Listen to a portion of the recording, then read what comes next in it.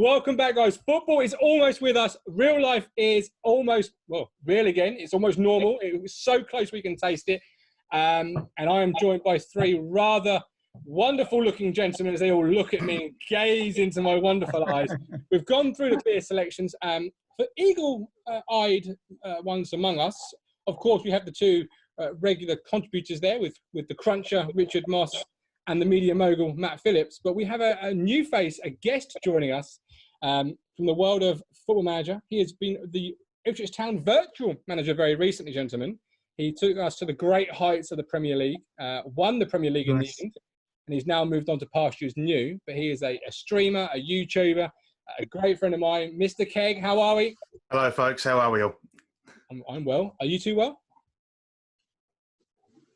Well, don't rush. Don't all rush at me. Don't rush me. I mean, the Premier League is back and you can barely contain yourselves, guys.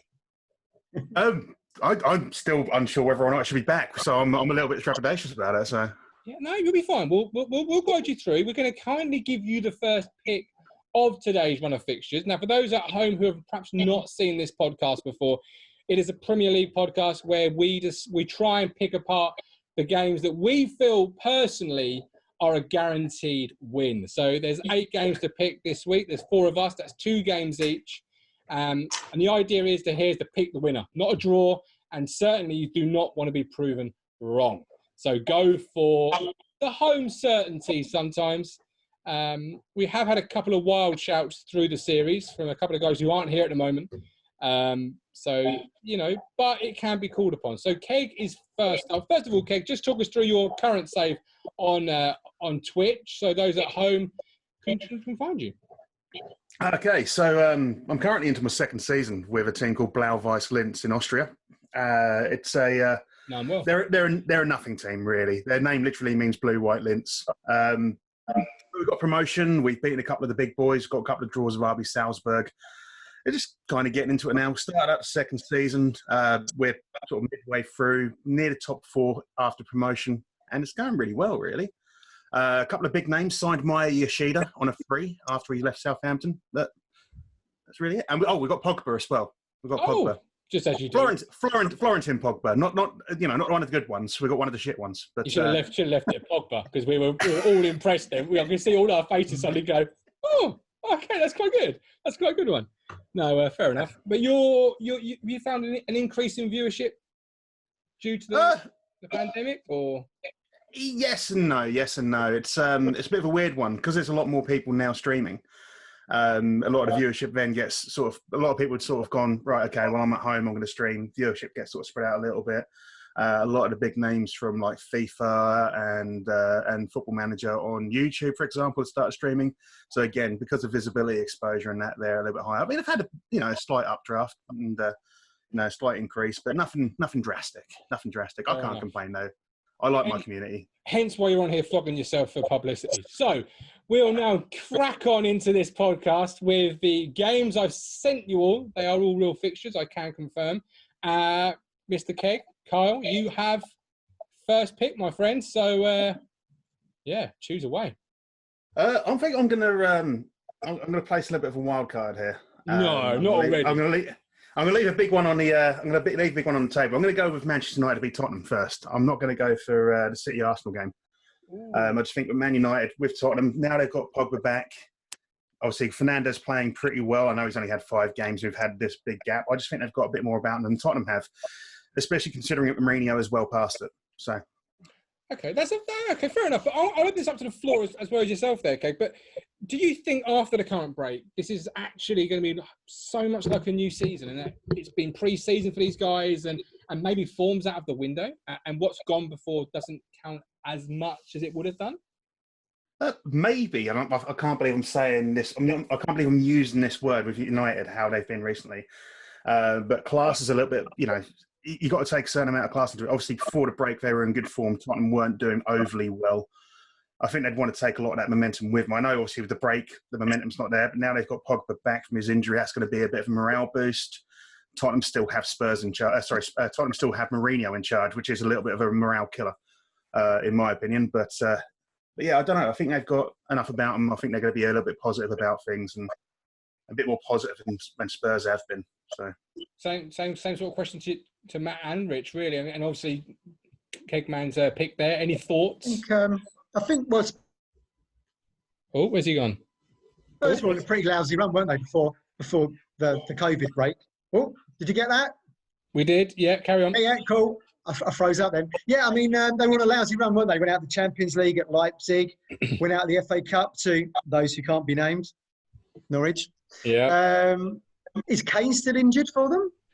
No, they're all back. He's back? Yeah, he's back. So, I mean, that might give Spurs a little bit of a boost. They've got a full, clean bill of health, haven't they, Spurs? It's like you said, Martin, it's like a new season. And I said to you before we started on here, home advantage, I think, with no crowds, I think home advantage is not really going to count for a lot. You've seen that in the Bundesliga. You're right. I think playing at home, normally Spurs have, 50-odd thousand, 60,000, no one there. I'd go Man U this game anyway, definitely. I'd go Man U. I think I'd probably agree. As a side, has anyone actually been to the Tottenham Stadium? I have, but has anyone else been to? Yeah. Beautiful place. Yeah. I mean, it's beautiful. On another level. I shouldn't admit when I last went to a ground and which ground probably it was. best. When was it? Or what game it was. Go on. It was Liverpool v Ipswich on, I believe, the 26th of October 1994, and Liverpool won 3-1. I'm glad you've not been back since. Yeah, it was at Portman Road, yeah. Martin, that was Adrian Paz's only goal that he scored for us, if you remember. John Barnes scored.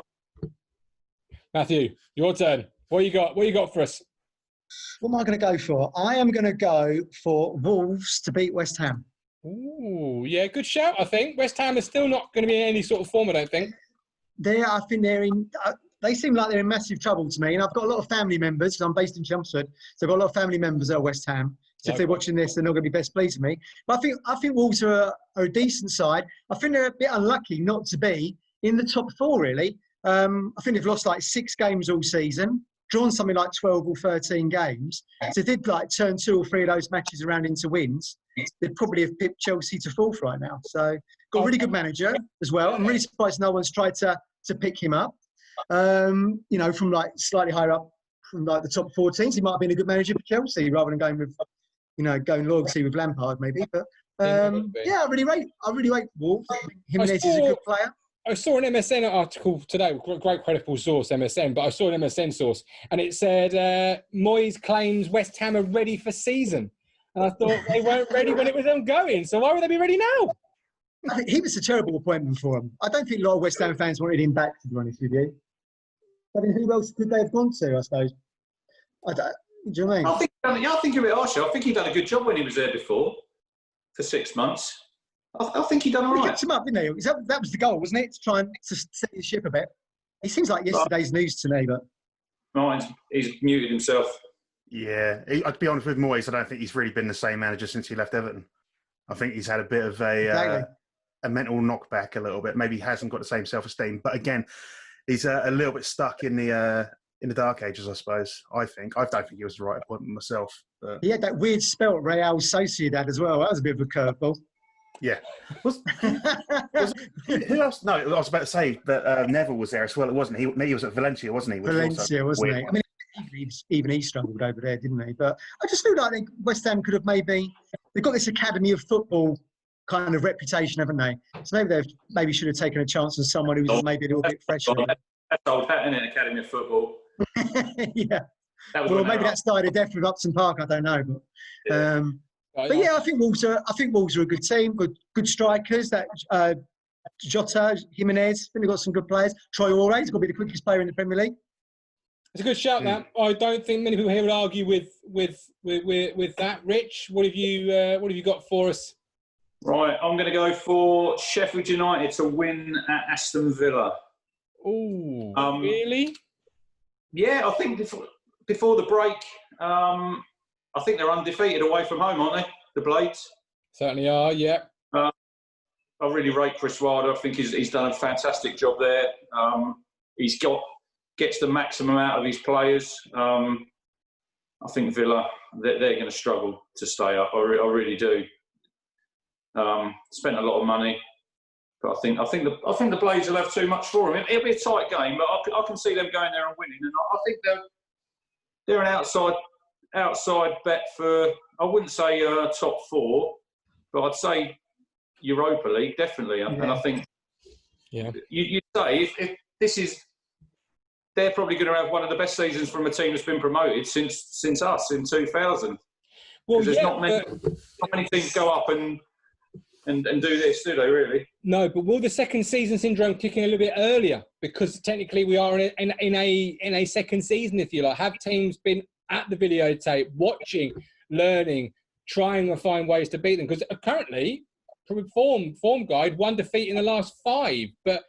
Will teams have spent the last few weeks, those that have got the staff, trying to find a way to beat the Wilder system? Because it has been a special system. They've brought something unique to the Premier League, haven't they, with their tactics? And, that centre-half who acts up as a wide wing-back and gets the ball into the middle. So they've brought some fresh tactics to the Premier League. But it's going to be interesting, isn't it, how the restart? I mentioned the Bundesliga earlier. You had Schalke, who were on a really terrible run going into the break. They're still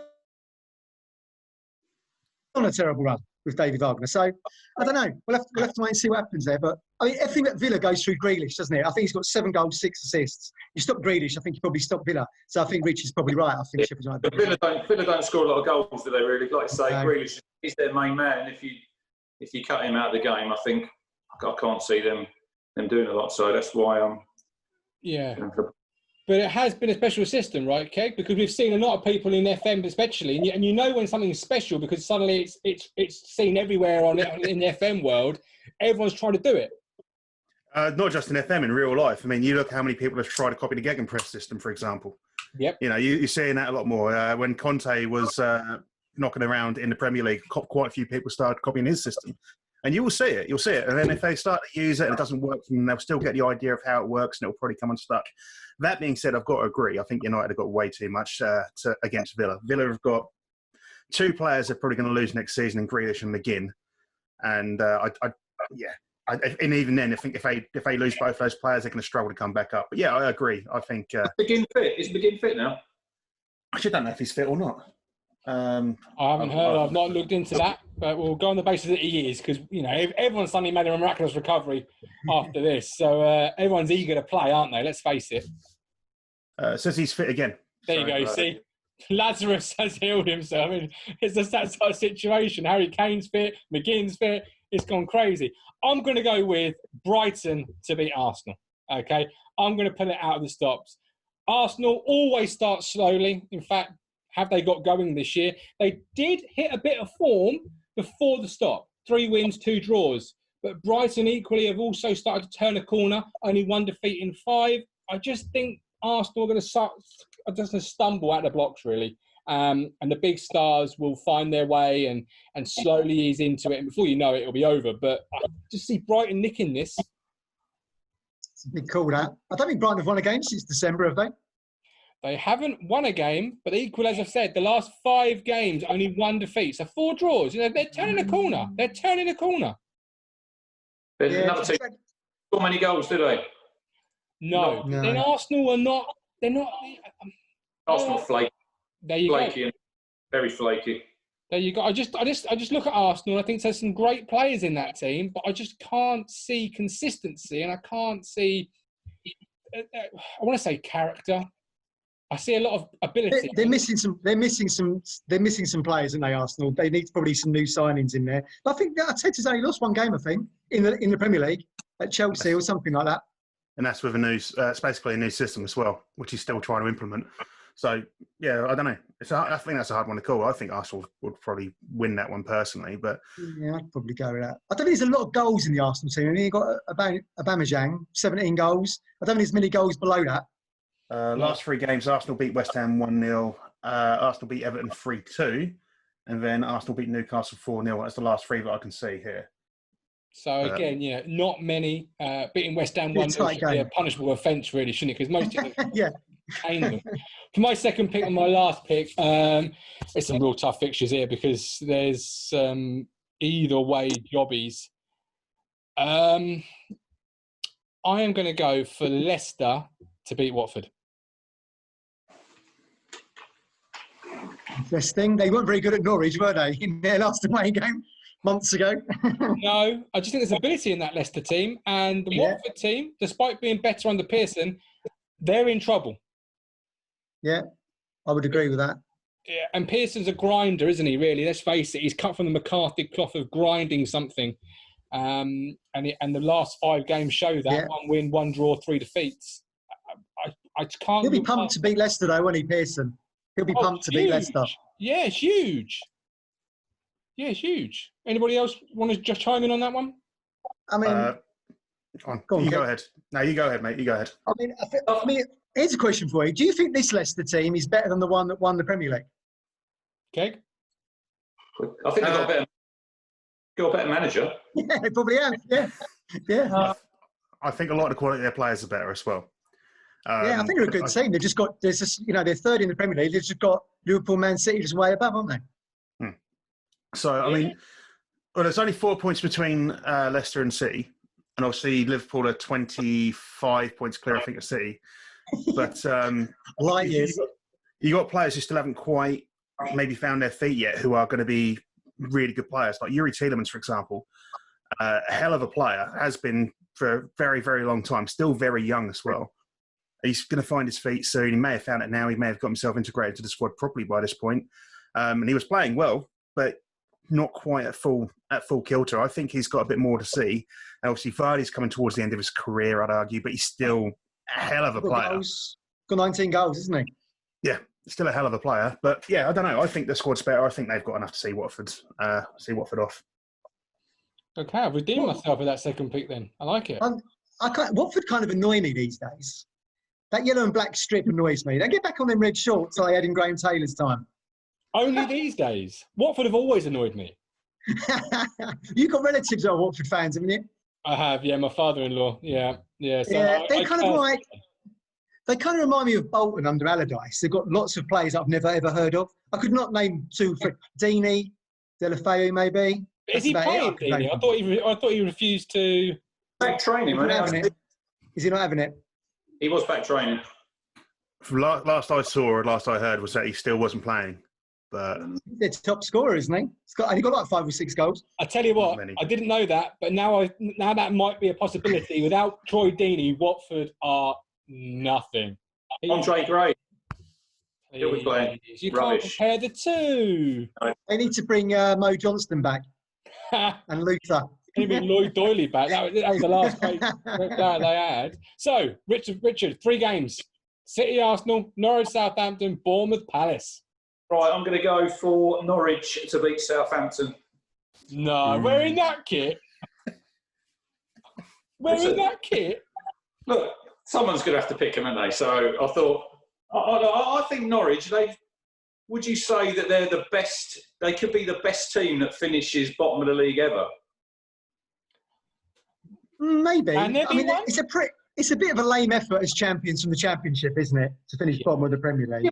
You've got to say, look, they've spent $1 million. That's all they've spent. Farke's done a great job there. Look, we don't like them, I know that, but I think we have to give them credit. Yeah. The model that they're built on, look, even if they go down, they're going to be strong to go back up. But I think I've watched quite a few of their games this season. They play very good football. They're probably a bit naive, aren't they, defensively? They're good. They're a good team to watch. Look, it's hard for me to say that I enjoy watching Norwich, but they're a decent football team, and I think Martin's speechless. They're going to need to hit the ground. They're going to need to hit the ground running, aren't they? Can we have your membership card back, please, sir? Because you're no longer welcome anywhere near Portman Road, which might be a good thing for you these days. But wearing that kit, you're a brave man. But I just think they're going to have a little bit too much for Southampton. I think they're going to hit the ground running, and I think they'll get the 3 points there. Probably be more atmosphere at Carrow Road, though, with no fans, wouldn't they? Southampton for me are another Arsenal sort of side. No character, a bit flaky, a bit too. Some days we'll rock up and beat you 3-0. Other days we'll rock up and you open over there and get beat 3-0. You know, still got Shane Long. Shane Long's still running around. How old's he now? New contract. Yeah. I mean, Danny Ings has got 15 goals then. this season, Danny Ings. Oh, really? Hell of a player. Hell of a player. I tell you what, if the Euros had gone ahead this season, this summer, he might have been in the England team. No, don't be silly. He could have been. Kane, depending on the other people, Kane being injured or whatever. Oh, no, Ings. We've got the 10-minute warning, gentlemen. So you've both got 5 minutes each. So, Matt, you've got 5 minutes. You can use this as long as you need to use it up, my friend. You've got 2 games, City, Arsenal, Bournemouth, Palace. But leave Keg some good time because we want to make him sweat for his publicity. Cheers. I am going to go for... What am I going to go for? I'm going to go for Man City to beat Arsenal. Oh, yeah. Okay. So Arsenal are going to go without a win for the first 2. Why City? According to your logic, they are, yeah. Why City? Why City? I mean, it depends how City come back, really. I mean, they know they're going to finish second. I mean, as Keg said, they could slip down to third. So they probably want to cement that second spot.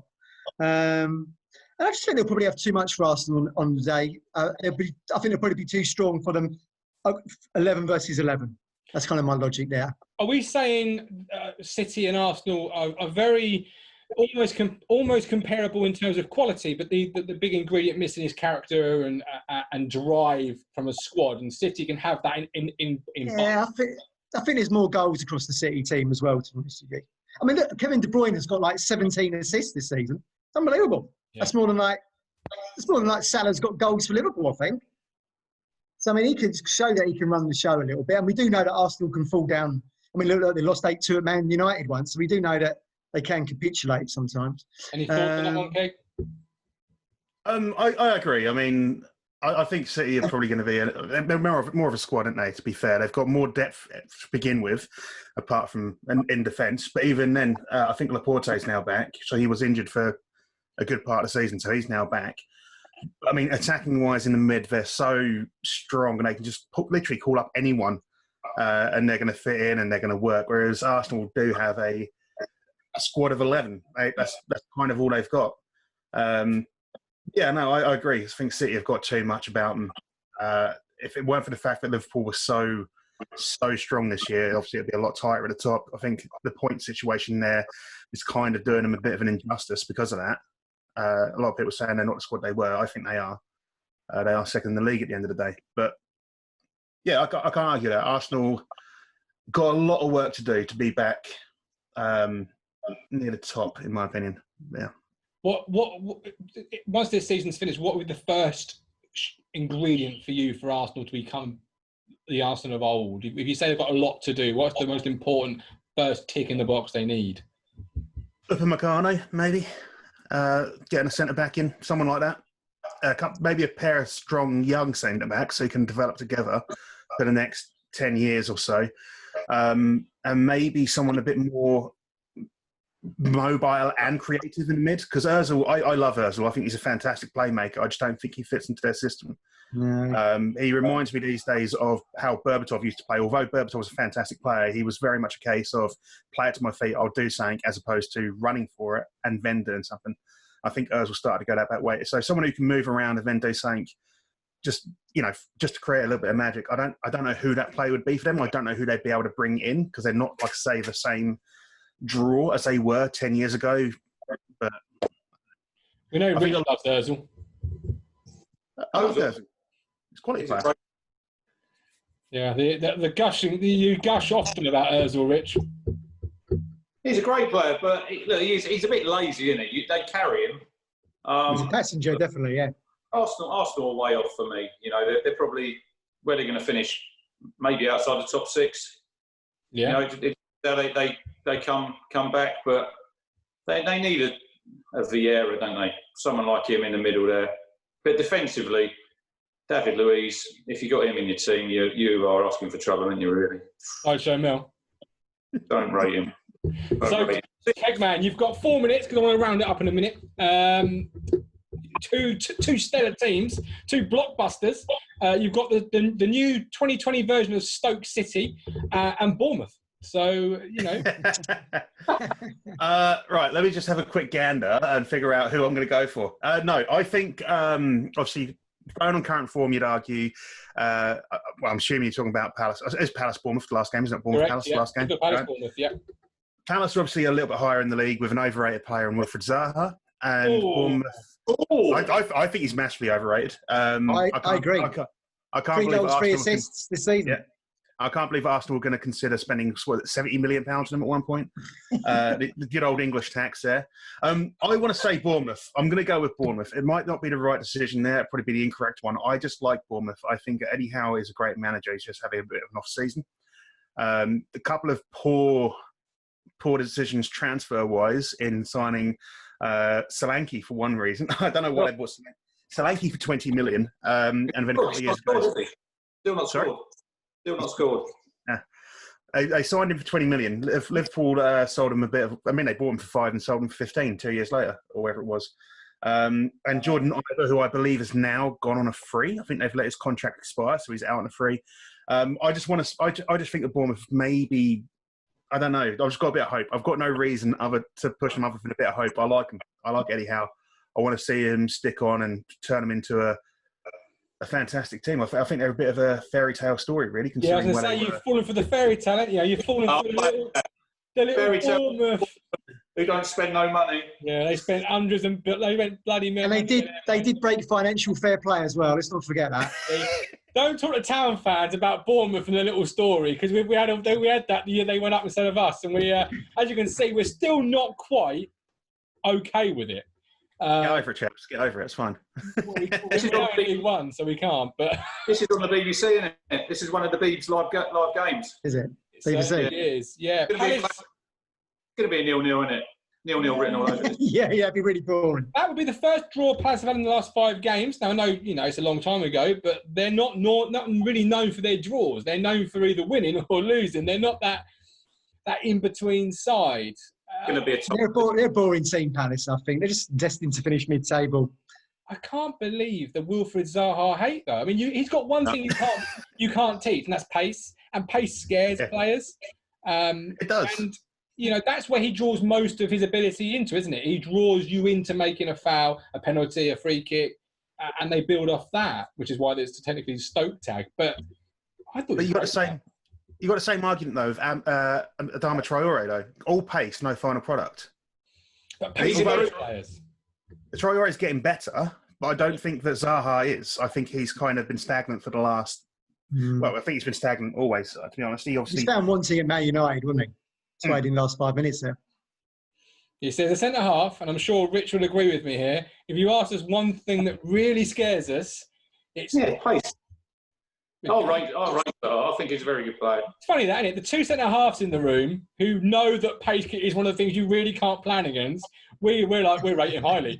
You two chaps at the bottom of the screen there, you're like, oh no, he's overrated. I mean, I'm a former rugby player. I know about pace. It's one of those things. You break the line and that's it. You're through. But with rugby, it's a try line. It's a big target to hit. If you get over that line, you put the ball down, you're scoring a try. Once you get through that line, you've still got to get it past another player and into the back of the net. And he struggles. People can't always do it. Yeah. No, he does. He does fall down there. Yeah, his goals and assists need to be. I think you said 3, didn't you, Matt? I think it's 3 goals and 3 assists, which is a bit of a lame effort for me, but there we go. He is targeted on a regular basis. True. True. He is. HGN, it's homegrown and nation player. It fills a quota, and that's it's you got to have a certain amount of players that are have been trained in the country. A certain amount of players have been trained in the club. English tax as well. You're going to start overpaying for him. It's one of those things, isn't it? That's why he gets targeted. That's why what's his face? Blockhead. Can't think of his name. Maguire went to Leicester. Sorry, he died for so much money. Hey Arnold. Brilliant. Well, there we go. Less than a minute. I've really enjoyed this today, chaps. I thank you all so much. The lights will just go dead at some point, and the meter will run out. So I thank you all for your time, your patience, and I've really enjoyed the chat. And I hope you guys have too.